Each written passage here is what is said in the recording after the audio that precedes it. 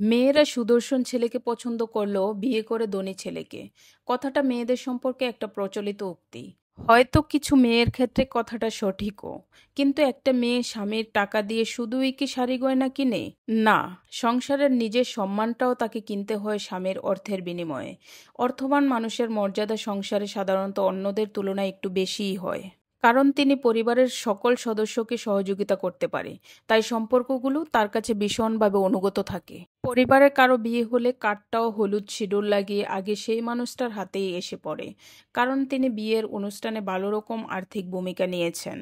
তার ভুলটাও কেউ ধরিয়ে দিতে আসার আগে মানুষ দুবার ভাবে। অন্যদিকে স্বামীর অর্থ না থাকলে একটা মেয়ের শিক্ষা, রুচি সবটাই মূল্যহীন। যে মেয়েটা বাবার বাড়িতে ভীষণ আদর, যত্ন এবং নিজস্বতা নিয়ে বড় হয়েছে, দেখা যায় স্বামীর পরিস্থিতির সঙ্গে খাপ খাইয়ে উঠতে গিয়ে সংসারে ভীষণ সস্তা হয়ে যায়। জীবনে চাহিদা কমে যায়, অনিচ্ছা সত্ত্বেও সবকিছু কেমন মেনে নিতে শিখে যায়। নিজের ভিতর ভিতর একটা হীনমন্যতা ভুগলেও সেটা প্রকাশ করতে পারে না। কোনো সচেতন মেয়ে নিজের বিবাহিত জীবনটা শুধুমাত্র মেনে নেওয়া আর মানিয়ে নেওয়া নিয়ে বেঁচে থাকতে চায় না। তাই কিছু মেয়েরা নিজের অবলম্বনটা একটু শক্তপোক্ত চায়। সংসার যখন ব্যাংক ব্যালেন্সের ওপর ভিত্তি করে, যোগ্যতা অধিকার সম্পর্কের গভীরতা নির্ধারণ করে, স্বার্থকে কেন্দ্র করে সম্পর্কগুলো যখন পরিবর্তন হয়, সেই পরিস্থিতিতে একটা মেয়ে যদি ভালো থাকার কারণ হিসেবে অর্থকে বেছে নেয়, তাহলে তাতে দোষ কোথায়? তবুও সমাজ খুব সহজেই বলতে পারে মেয়েরা অর্থলোভী, কিন্তু এই কথা কখনো ভেবে দেখে না সংসার স্বার্থলোভী বলেই মেয়েরা অর্থলোভী। আসসালামু আলাইকুম viewers, welcome back my channel Mouni's kitchen and blog. আপনারা সবাই কেমন আছেন? আলহামদুলিল্লাহ, আমি খুব ভালো আছি। আপনাদের সাথে অনেক কথা শেয়ার করতে করতে আমার রান্নাটা প্রায় অর্ধেক চলে এসেছে। যদিও এই রান্না সবাই পারে, তারপর আমি একদম নতুন রাঁধুনিদের জন্য রান্নার রেসিপিটা বলে দিব। আমি আজকে রান্না করছি লাউ চিংড়ি। তাই প্রথমে লাউটা খুব ভালোভাবে কেটে ধুয়ে পরিষ্কার করে নিয়েছি।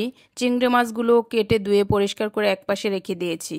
এবার আমি কড়াইয়ে পরিমাণ মতো তেল দিয়ে দিয়ে দিলাম পেঁয়াজ কুচি। পেঁয়াজটা একটু লালচে করে ভেজে নিয়ে দিয়ে দিলাম চিংড়ি মাছগুলো।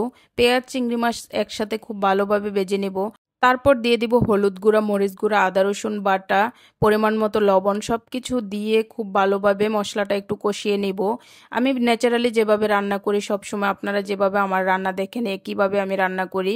এবার দিব কেটে রাখা লাউগুলো, দিয়ে অল্প একটু পানি দিয়ে কিছুক্ষণ রান্না করে নেব।